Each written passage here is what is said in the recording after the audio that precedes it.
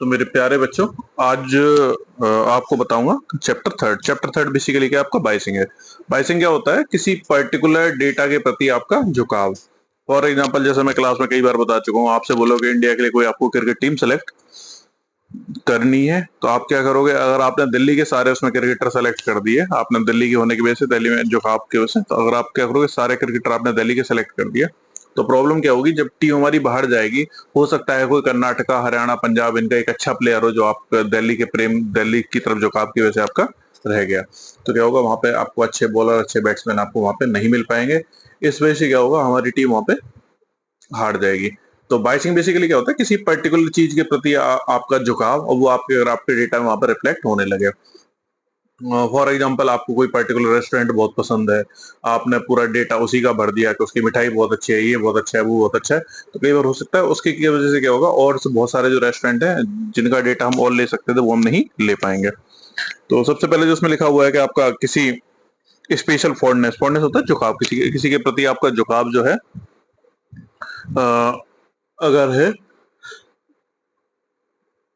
किसी के प्रति अगर आपको झुकाव है, तो वो आपके डेटा में रिफ्लेक्ट होना चालू हो जाएगा। वो आपका दोस्तों वाला सिस्टम भी है। अगर आप अपने दोस्त का हमेशा फेवर करोगे, तो हो सकता है आगे आने वाले समय में उसका नुकसान हो जाएगा उसमें। तो ये जो पार्शियलिटी होती है, इसको हम बोलते हैं बाइस बोलोगे, और सेट ऑफ डेटा क्या हो जाएगा? आपका बाइसिंग हो जाएगी। फॉर एग्जाम्पल, अगर आप से मैं कई बार बताया है कि दिल्ली से अगर आप कहाँ का सीधा साउथ इंडिया की अगर बस सर्विस चला दोगे, वो नहीं चलेगी। क्यों नहीं चलेगी? आपने सोचा कि यार, आप, मुझे था ना, मुझे साउथ इंडिया घूमना है, तो इसलिए दिल्ली से साउथ इंडिया की फ्री बस चला, मतलब एक बस चला दूं, तो वो बस आप, हो सकता है सक्सेसफुल नहीं होगी, क्योंकि दिल्ली से मोस्टली आपके अड़ोस पड़ोस के स्टेट, उत्तराखंड, यूपी, बिहार, आपके हरियाणा, राजस्थान, चंडीगढ़, यहाँ जाने वाले लोग आपको मिल जाएंगे, पर साउथ इंडिया के लिए डायरेक्ट बस में कोई बैठ के जल्दी नहीं जाना चाहेगा। तो ये होता है, आप पूरी किसी के लिए डेटा कलेक्ट कर रहे हो बस सर्विस चलाने के लिए, वहां पे क्या होगा? बस सर्विस आपकी फेल हो जाएगी। आपने बोल दिया नहीं, यहाँ से दिल्ली से चेन्नई का बहुत स्कोप है, तो इट मीन क्या हुआ? आपका डेटा आपने अच्छे से कलेक्ट नहीं किया। वो कोई भी फैक्टर रहे हो, जो भी हो आपके रहे हो जाके, तो अगर आप डेटा सही से कलेक्ट नहीं करोगे, तो आपका डेटा साइंस अच्छे से काम नहीं करेगी। ठीक है, तो थोड़ा सा आगे चलते हैं इसमें। बेसिकली बाइसिंग क्या होगी आप इसमें, कि आप किसी पर्टिकुलर डेटा के प्रति आपका झुकाव है, उस वजह से आप डेटा अपना सही से आप सेलेक्ट नहीं कर पा रहे हो अपने ऑपरेशंस के लिए। तो सबसे पहले इसमें जो होता है आपका, कि सबसे पहले इसमें जो टाइप्स ऑफ बाइसिंग होगी, वो होगा सिलेक्शन वाइज। सिलेक्शन वाइज में क्या होगा कि आप जो डेटा सेलेक्ट कर रहे हो, वो किसी भी रीजन की वजह से गलत सेलेक्ट करने लग रहे हो, कि आपने डेटा आप जो गलत सेलेक्ट कर रहे हो, तो वो आपके रिजल्ट में दिखाई देगा, और इस वजह से क्या होगा? आपका रिजल्ट आपको सही नहीं मिलेंगे। दूसरा होता है आपका लीनियरिटी वाइज। लीनियरिटी वाइज क्या होता है? अगर आप पहले से, अगर आपके दिमाग में कुछ चला हुआ है, अगर आप उसी के बेस पे डिसीजन लेते रहोगे, तो क्या हो जाएगा? वो प्रॉब्लम आपको हो जाएगी। फॉर एग्जांपल, मैंने बोला कि कोई बच्चा छठी, सातवीं, आठवीं में अच्छे से, कोई बच्चा प्रीवियस क्लासेस में अच्छे से परफॉर्म नहीं कर पाया, और अचानक से मैं उसे मान के चलूं वो 10th में भी नहीं कर पाएगा, तो ये क्या होगा? गलत होगा। जबकि हम सिर्फ उसका ना प्रीवियस देखने लग रहे हैं, नया उसमें कुछ नहीं देख रहे हैं, जबकि वो 10th या 12th में बहुत ज्यादा मेहनत अपनी करने लग रहा है। इस टाइप की बाइसिंग होती है आपकी लीनियरिटी बाइस, जो मतलब पीछे से लीनियर चला आ रहा है, अगर आप उसके बेस पे कोई डिसीजन ले रहे हो, तो ये क्या होगी आपकी लीनियर बाइस। कंफर्मेशन वाइज क्या होगी कि जो आप देखना चाहते हो वही देखोगे आप, है ना, और कुछ नहीं देखोगे। ठीक है, एक तरह से आपका एक माइंड सेट हो जाएगा कि इंडिया बहुत अच्छा खेलती है, बहुत अच्छा खेलती है, तो आप हमेशा क्या करोगे? इंडिया के फेवर में सारे डिसीजन लेने चालू कर दोगे। और ऑस्ट्रेलिया बेकार खेलती है, ऑस्ट्रेलिया चाहे कितना भी अच्छा खेले, अगर आपने एक माइंड सेट बना लिया कि नहीं नहीं, मैं तो ऐसा ही सोच के चलूंगा जाके, तो वो कहीं ना कहीं आपके डेटा कलेक्शन में आपको प्रॉब्लम आ जाएगी। दूसरा होता है रिकॉल बायस। रिकॉल बायस में क्या होता है? अगर आप किसी चीज को रिकॉल नहीं कर पा रहे हो, और आपने उसके बेस पे डिसीजन ले लिए, फॉर एग्जाम्पल जैसे क्लास में बताता हूँ, और दूसरा एग्जाम्पल बुक में दे रखा है आपका लैपटॉप का है, या आपने डैमेज लैपटॉप और एक कैटेगरी बनाई, ये लैपटॉप खराब है, ये लैपटॉप अच्छा है, लास्ट में उसे मिक्स कर दिया आपने, आपको खराब और अच्छे मिक्स हो गए आपसे, और आपने वो ढंग से आइडेंटिफाई नहीं किए, आप उस चीज को याद नहीं कर पाए, तो क्या होगा? आपका डेटा पूरा खराब हो जाएगा। देन इसके बाद आती है सर्वाइवर वाइज। सर्वाइवर वाइज होती है आपकी कि आप सिर्फ, है ना, कुछ सक्सेसफुल चीजों की तरफ देखोगे, फेलियर की चीजों की तरफ नहीं देखते। फॉर एग्जांपल क्या हुआ? आपको एक रेस्टोरेंट खोलना है, आपने सिर्फ जोमेटो देखा, लेकिन जोमेटो के साथ साथ और काफी सारे थे जो चले थे और आपके बंद हो गए, लेकिन आपने अगर उनकी केस स्टडी नहीं करी वो क्यों बंद हुए, आप सिर्फ जोमेटो को देखोगे, तो क्या होगा, आने वाले समय में जब भी कोई आप नया रेस्टोरेंट के लिए डेटा वगैरह कलेक्ट करोगे तो आपका डेटा आपका सही से कलेक्ट नहीं हो पाएगा।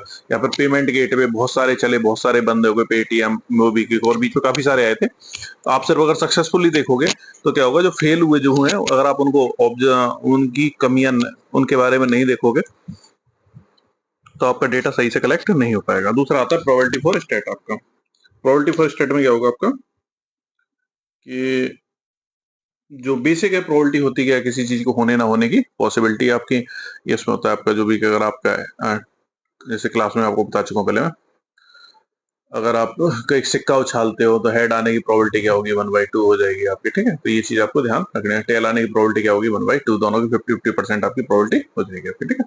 तो ये चीज आपको ध्यान रखनी है। देन अच्छा, इसमें दो चीज है कि दो प्रॉब्लम होती है। एक तो अगर हम सपोज भी एक सिक्के को मैंने 10 बार उछाला है तो अगर उसमें हेड आने की प्रोबेबिलिटी क्या होगी, ये क्या होगी, ये बताएगा आपको मैथमेटिकल प्रोबेबिलिटी। अगर ये हम चेक करेंगे कि किस जो कॉइन है, सिक्का है, फेयर है नहीं है। फेयर का मतलब ये हुआ, अगर आप सिक्का उछाल रहे हो, बार बार बार क्या आ रहा है आपका, हेड आ रहा है या फिर बार बार आपका टेल आ रहा है, आपको है ना ऊपर हेड है टेल, जबकि मतलब नॉर्मली मान के चलते इक्वल आना चाहिए।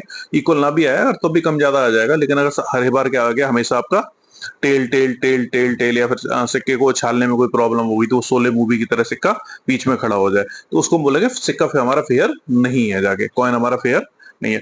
फेयर के लिए क्या आउटकम आपका बिल्कुल फेयर होना चाहिए। हेड और टेल अगर हम सिक्के को अगर आप उछालोगे तो आपको दोनों को बराबर का यहाँ पे चांस मिलना चाहिए।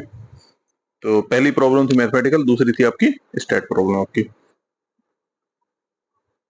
अच्छा, उसके बाद आती है सेंट्रल लिमिट थ्योरम। ये बहुत इंपॉर्टेंट थ्योरम है। सेंट्रल लिमिट थ्योरम कहती है कि हमें जो, अगर हम कोई सर्वे वगैरह कर रहे हैं, डेटा कलेक्ट कर रहे हैं, तो सैंपल साइज हमारा बड़ा होना चाहिए, अदरवाइज डेटा हमारा आपका सही नहीं आएगा। मैं वोटिंग का बताया है, अगर हमारे पास 1 लाख वोटर हैं, मैं सिर्फ अगर 5 वोटर का डेटा लेकर उस पर सर्वे करूं कि ये पार्टी जीतेगी वो पार्टी जीतेगी, तो क्या होगा, हमारा सर्वे गलत हो जाएगा। सेंट्रल लिमिट थ्योरम कहती है कि अगर हम कोई डेटा कलेक्ट कर रहे हैं तो सैंपल साइज हमारा लार्जर होना चाहिए। इसमें मिनिमम इसमें 30 का ले रखा है, लेकिन मोर देन 30 तो बहुत छोटा है, तो आपको जो डेटा का साइज है वो आपको लार्ज साइज में लेना पड़ेगा सैंपल साइज के लिए।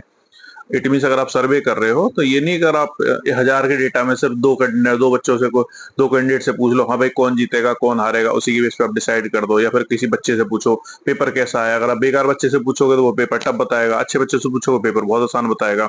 इसे सारी क्लास का में पूरा एवरेज लेके चलना पड़ेगा। तो जो सर्वे जो करते हैं डेटा कलेक्शन के लिए, उसमें सैंपल साइज क्या होना चाहिए आपका, ज्यादा सैंपल साइज होता है जिन जिन से डेटा हम अपना कलेक्ट करेंगे वो क्या होना चाहिए आपका, ज्यादा होना चाहिए आपका, ठीक है। तो इसमें एक वेट वाला है, अगर एवरेज वेट निकालना है तो हमें, अगर गांव में अगर 100 घर हैं, 100 में तो कम से कम 30 घर का एवरेज निकालना पड़ेगा, तब जाके हमारा डेटा सही आएगा। अदरवाइज मैं सिर्फ एक घर से वेट लगा दूं कि हमारे अगर किसी जगह पे अगर 100 घर है, 100 घर में सिर्फ एक घर का वेट लिया मैंने, जाकर मैं वहीं से एवरेज निकाल दिया कि सबका सब 50 किलो होना चाहिए। हो सकता है एक घर ऐसा हो जहाँ पे बहुत सारे मोटे मोटे लोग रहते हो जिनके वजन 100-125 किलो। हो सकता है एक घर ऐसा हो जहाँ पे ना सबको वजन जिनका बहुत ज्यादा कम हो, जिनके 30-30, 35-35 किलो। तो हमेशा हमें ध्यान रखना है, सेंट्रल लिमिट थ्योरम कहती है हमारा सैंपल साइज बड़ा होना चाहिए, तभी हमारा डेटा क्या आएगा, बिल्कुल एक्यूरेट आएगा। अच्छा, इसके बाद है इसमें फॉर्मूला है इसका, mu of x equal to mu जो और sigma x equal to sigma divide by n. तो म्यू क्या हो गया आपका, पॉपुलेशन का मीन हो गया, जो एक्चुअल जो पॉपुलेशन है। सिग्मा क्या होगा, जो हमारा एक्चुअल जो पॉपुलेशन है उसका स्टैंडर्ड डेविएशन हो गया। म्यू एक्स क्या हो गया, सैंपल का मीन हो गया। और इसमें सिग्मा एक्स क्या हो गया आपका, सैंपल स्टैंडर्ड डेविएशन हो गया। एन क्या हो गया हमारा, सैंपल साइज हो गया। ये बड़ा सिंपल सा फॉर्मूला है, इसको आप देख सकते हो, ठीक है। इसमें एग्जांपल दे रखा है अपना, और मीन से आप अपना सॉल्व कर सकते हो इसको। दोबारा फिर कभी आगे एक बार और बताऊंगा आपको। अच्छा, ये सेंट्रल लिमिट थ्योरम ये देख लेना, बहुत अच्छा क्वेश्चन बनेगा। सेंट्रल लिमिट थ्योरम इंपॉर्टेंट क्यों है, इंपॉर्टेंट इसलिए है कि अगर आप वोटिंग पैटर्न ऑब्जर्व करोगे तो आपका सैंपल साइज क्या होना चाहिए, बड़ा होना चाहिए। और किसी की अगर इनकम आपको देखनी है तब भी वहां पे क्या होना चाहिए, आप इसको यूज कर सकते हो। इसमें मेन जो चैप्टर में ये आपका, एक तो कि बाइसिंग क्या क्या होती है आपकी, ठीक है। दूसरा प्रोबेबिलिटी आप निकालने को आपसे पूछ सकता है। तीसरा इसमें जो क्वेश्चन बनेगा आपका वो है कि सेंट्रल लिमिट थ्योरम आपकी क्या होती है। तो बाइसिंग और सेंट्रल लिमिट थ्योरम दोनों आपको ढंग से देखनी है। और आपसे मिलते हैं आगे, और किसी कोई डाउट हो तो मुझसे कभी भी अपना पूछ सकता है। थैंक यू सो मच बच्चों, मिलते हैं आपसे अगले चौथे चैप्टर में।